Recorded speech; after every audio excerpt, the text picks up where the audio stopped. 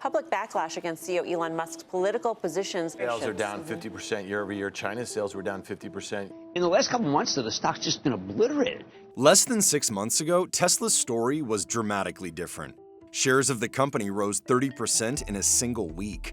The once fledgling and often struggling EV maker was worth more than $1 trillion, and more than all the world's other major automakers combined. But in 2025, the stock has plummeted, losing more than 35% of its value since the beginning of the year. In most markets, including the US, China, Europe, and Australia, sales are falling too. While 90% of company revenue comes from selling EVs, Tesla has changed its mission. CEO Elon Musk has sunk billions into projects like self-driving cars and humanoid robots. The future we're headed for is one where you can literally just have anything you want. What's key to that is robotics and AI. But feelings about the change in direction, or what some call abandoning the company's original mission, are mixed. Tesla's mission is to advance sustainable transportation and energy. It was never to create robo-taxis and humanoid robots. And that's Elon just changing Tesla's mission. And now I think that Tesla needs a new CEO. You can say Tesla's a tech company all you want. It's not. It's a car company. And when you don't sell cars, those losses start to stack up. I truly believe years from now, autonomous will define Tesla. Half of Tesla vehicles are built in China. He looks at left and right, north, south. He's surrounded by Chinese competition that are driving costs down. There's price wars, and he's saying, no, there's no way Tesla can win this war in China and probably not globally. So let's take things in a different direction. So why do some say the company has lost its way, and can it get back on course? CNBC dove in to find out.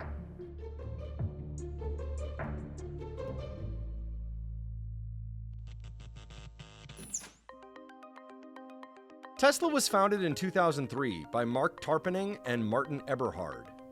We changed the way the world thought about electric cars, and we restarted the EV revolution in the world. A year later, Elon Musk invested $6.5 million and joined Tesla's board.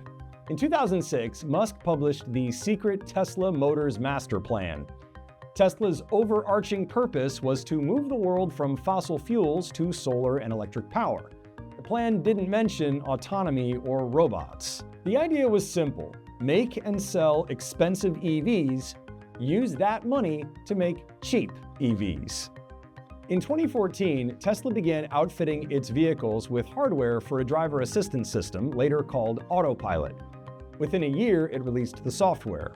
That's also when Musk said Tesla vehicles would drive themselves within 2 years.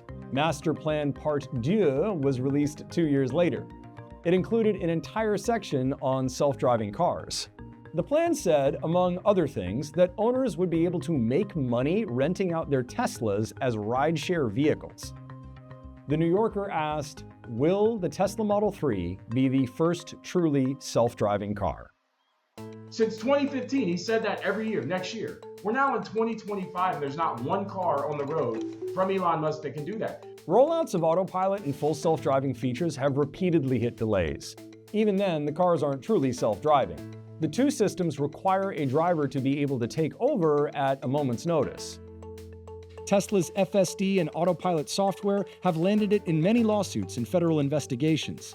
Neither the DOJ nor Tesla responded to CNBC's requests for comment or an interview. While Musk was promising fully autonomous rentable Teslas, the company was transforming itself into a high-volume electric car maker.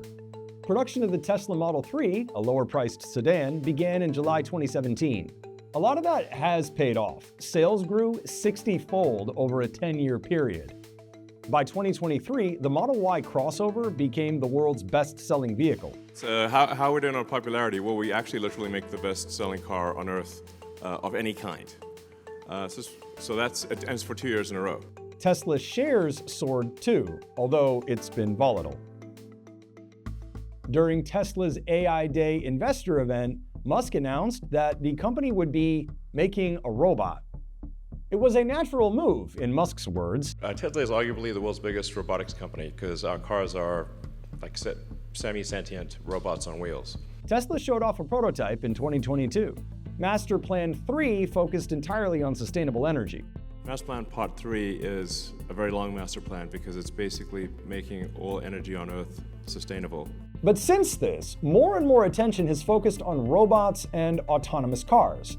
The company released a demo video of Optimus sorting objects. At its We Robot event in late 2024, the company unveiled the Cybercab, a 2-passenger, fully autonomous car planned for production in 2026, the Robovan, a much bigger vehicle, and a dancing robot. Wall Street was underwhelmed, and shares dropped 9% on the day. We expect to be in production with the Cybercab that probably, well, I tend to be a little optimistic with timeframes, but in 2026. Just days later, the company abandoned its plan to make a low-cost EV, calling it pointless for human drivers. And since, Musk has doubled down on his shift. I've kind of described Master Plan 4 essentially, which is like autonomous cars, autonomous humanoid robots. You combine that with like solar and battery storage, and I think the future is going to be incredible. Now this year he actually has to deliver FSD, and let me be the first to tell you, he's not going to deliver. If you go back to the history of Musk and Tesla, there's been many times no way they can do it, impossible. I'm not saying it is going to be hard to get there, but I truly believe years from now, autonomous will define Tesla. Tesla is supposed to launch unsupervised full self-driving as a paid service in June 2025. The technology does not work. He uses camera only. Every other car that is driverless on the road right now uses LiDAR and radar. Tesla does not. It just fundamentally doesn't work. After spending a lot of time watching Waymo and being in Waymos, I've decided that the hardware is insufficient on a current Tesla. Musk has acknowledged some of the challenges. The honest answer is that we're going to have to upgrade people's hardware 3 computer for those that have bought full self-driving, and that is the honest answer. And that's going to be painful and difficult, but we'll get it done. But Musk says that LiDAR, a technology that uses lasers to measure distances and construct pictures of an environment, still isn't necessary or even good for autonomous vehicles. If anybody could do it, given the massive amounts of data that Tesla has to feed into these AI models, and the progress they've made, and every iteration that we've seen of FSD and we've experienced with FSD at Tesla, it's better and better and better.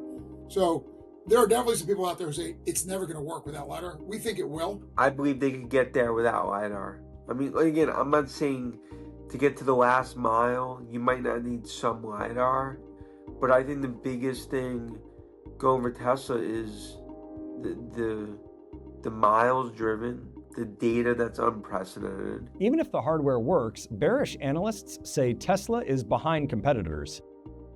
Google's self-driving arm, Waymo, does 200,000 rides a week in 4 cities, with more on the way. What he's about to deliver is basically the same thing that Waymo offered 10 years ago. So bearish investors basically think 2 things. 1, Tesla cars are not equipped with the tech needed to achieve full self-driving. 2, competitors like Waymo are ahead, way ahead. Bulls say otherwise. Tesla's going to be able to produce Cybercabs $30,000, $35,000. Waymos are $240,000 cars. You can't scale them. And they're only in 4 cities. When you look at Cybercab in terms of the fleet concept, producing it at mass, in that concept, their profit, it's a phenomenal business model. Michael Dunn has studied China's EV revolution closely and says the move to robotics may be the US's only chance to compete. If we go all in on electrics today, we cannot compete with China. And I think the current administration has made it clear that electrics are not a priority, that we'll bide our time, and the hope is that American companies will innovate and be able to capture that next wave of what a vehicle of the future looks like in order to compete with the Chinese. For example, autonomy, Waymos and Teslas and NVIDIA's powering really amazing vehicles of the future, moving away from EVs to AVs and robotics. But even if Tesla gets the tech right, skeptics say the business case isn't there. If one of these companies, much less 4 or 5, figure out how to make fully autonomous robotaxis at scale, they could pack the streets of every city with them. There's no limit to how many robotaxis Google can make because they don't need humans. So they can just keep making more and more and more of these things. And so what happens is that as this is deployed in mass scale, pricing comes down and the scale players will be profitable, but it'll be like Amazon where you have a small profit margin and you have to have large scale. There's also more to running a rideshare business than just driving the car. You replace the cheapest part of the system, which is a minimum wage driver, by a very, very expensive technology. And you need to hire many people around it to replace the driver, because the driver was also the guy who cleaned the car, also doing safety. Then there's valuations. There's no estimates for these growth verticals that they're going to go into. And you need to have more estimates for how much robotaxi revenue they're going to generate. And those estimates don't even exist. So what are we comparing it to? There's no benchmark or ruler out there that we can say, I could say, oh, well, consensus thinks they'll do 50 million in robotaxi revenue in 2029. I think they'll do 75 million, so I think that this stock is a buy. There's literally no estimates. So, 3 hurdles to clear. Tesla needs autonomous tech. They need to be at least as good as Waymo or anyone else. They have to make money in what could be an extremely low-margin business, if it's a business worth doing in the first place. Then there are the robots. So this year, we hopefully will be able to make about 5,000 Optimus robots. We're aiming for enough parts to make 10,000, maybe 12,000. So the idea that we're going to have some robot that's super useful that can do all these things for us anytime soon is a fantasy. It's just a sci-fi fantasy. When basic things like the Roomba are still struggling to wash our floors, and then the longer-term business of building robots is a highly competitive business with no real market yet. So selling consumer robots to me is like a pie in the sky bet. I'm an activist investor, and I still think Tesla has the best products and services. But those products and services, he says, are the EVs, energy storage devices like Powerwalls, even the solar roofs, which Musk once gave as much attention to as the products he is touting today. Tesla is losing market share, big part because they are not pursuing the lower cost model. Absolutely a strategic mistake, and maybe it's not the US market, it's the global market that really asked for this car. Ford and GM can't compete at all with these Chinese companies at all. The only real competitor to the Chinese companies is Tesla, but they haven't been able to introduce a lower price point car, and they're losing that share of the market very quickly to the Chinese. Musk's public reputation is deteriorating, and the backlash against him is hurting Tesla. I can't walk past the TV without seeing a Tesla on fire. You're like, what's going on? Some people, it's like, listen, I understand if you don't want to buy our product, but you don't have to burn it down. That's a bit unreasonable, Like, this is psycho. Stop being psycho. The bad news for him is he's only got one way for him to go now, which is down. So this honeymoon of, I don't know, what was it, a month? It's over. And if the board of directors actually did what was best for Tesla and had a real CEO and refocused its image on what it really does well, which is make EVs and batteries and charging, and really did that business, it's an incredibly important company for the future. The challenge with simply returning to EVs is that if Tesla is merely an automaker, its share price may be way too high. Tesla's a very expensive auto OEM.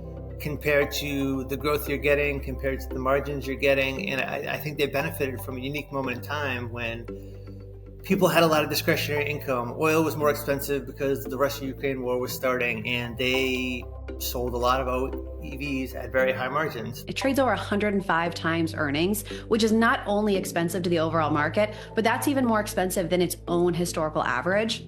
So I think for all those reasons, whether I find another place to add my money or I wait for a better entry point, I would not jump in with 2 feet at Tesla right now. If you're buying Tesla because they sell EVs to you and to the public, the stock's overvalued, we think, right? If you're buying it because there's a very large growth opportunity in their energy storage and generation business, and there's a very large growth opportunity in Optimus and FSD and robotaxi, then the stock really can work. This stock has a maniacal retail investor base.